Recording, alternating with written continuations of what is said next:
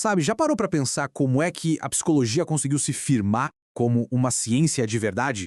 Quer dizer, como é que se estuda algo tão complexo, tão abstrato como a mente humana de um jeito objetivo? Pois é, hoje a gente vai mergulhar de cabeça na escola de pensamento que tentou responder exatamente a essa pergunta e de uma forma bem revolucionária: o behaviorismo. Essa era a grande questão. A pergunta que, lá no início do século XX, literalmente tirava o sono dos psicólogos. E foi justamente a busca por uma resposta que acabou gerando uma abordagem nossa completamente nova para a época.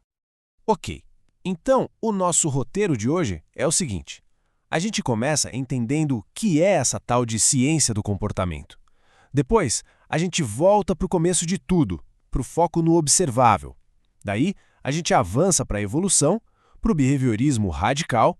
Em seguida, vamos ver como, na prática, o comportamento é moldado. E, para fechar, a gente discute o legado que tudo isso deixou. Vamos começar, então. Primeira parte, a ciência do comportamento. Então, qual é a sacada do behaviorismo? A ideia central, que foi muito impulsionada por uma figura-chave, o John B. Watson, era bem direta. Vamos transformar a psicologia numa ciência objetiva. E como se faz isso? Focando única e exclusivamente naquilo que a gente pode ver e medir. E olha, isso era um problemão de credibilidade na época, né? Pensa bem, antes do behaviorismo, a psicologia se baseava muito no que a gente chama de mentalismo, ou seja, o estudo da consciência por meio da introspecção, algo que não dá para ver. E aí fica a pergunta: se uma coisa não pode ser observada nem medida, como é que se estuda isso cientificamente? A psicologia corria um risco real de não ser levada a sério no mundo acadêmico. E isso nos leva direto para a segunda parte, o comecinho de tudo, o foco no observável. O argumento do Watson, que a gente chama de behaviorismo metodológico, era, simples, mas muito poderoso. Ele dizia o seguinte: para a psicologia ser respeitada, para ser vista como uma ciência de verdade, como a física ou a biologia, ela tem que estudar só o que é observável e mensurável por qualquer um, o que ele chamava de eventos públicos, tipo um movimento muscular, uma ação. E a mente? Bom, a mente para ele era uma espécie de caixa preta. A gente não sabe o que tem dentro, não consegue acessar, então a gente deixa de lado. Só que, claro, essa abordagem tão rígida, tão focada só no que se vê, acabou criando uns buracos, umas lacunas bem óbvias. Tá, mas e os sentimentos? Como é que se explica sentir sede ou sentir medo, se só o comportamento visível importa? A gente corre o risco de reduzir tudo a uma simples reação fisiológica, e a gente sabe que é mais complexo que isso, né? E foram justamente essas limitações que abriram a porta para a próxima fase. Nossa terceira sessão, a evolução para o radical. E aqui entra em cena outra figura importantíssima, B.F. Skinner. O mais legal de ver aqui nessa comparação é que o Skinner fez não foi jogar fora o trabalho do Watson. Pelo contrário, foi uma expansão, uma evolução crucial. Enquanto o Watson dizia, a mente é uma caixa preta, vamos ignorar, o Skinner chegou e disse, opa, peraí. Ele não ignorou a mente, ele a trouxe para dentro do estudo do comportamento.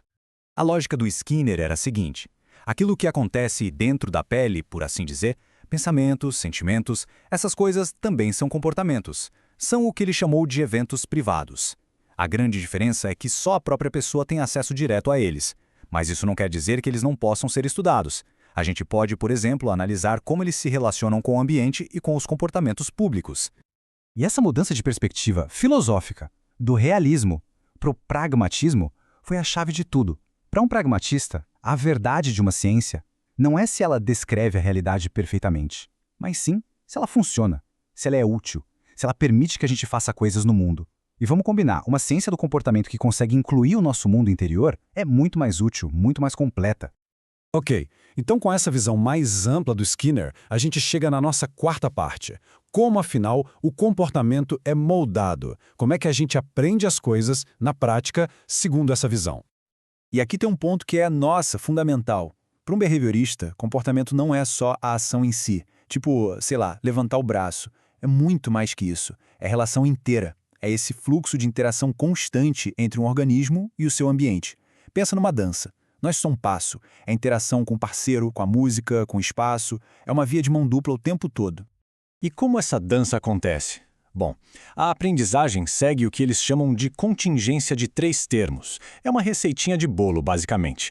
Primeiro vem o estímulo, a situação, o contexto, depois a resposta, a ação que o organismo tem e, por fim, a consequência, o que acontece no ambiente logo depois da resposta que vai fazer com que essa resposta aconteça mais ou menos vezes no futuro. É a famosa tríade estímulo, resposta, consequência. E falando em aprendizagem, não tem como não falar de um dos mecanismos mais famosos de todos, o condicionamento clássico.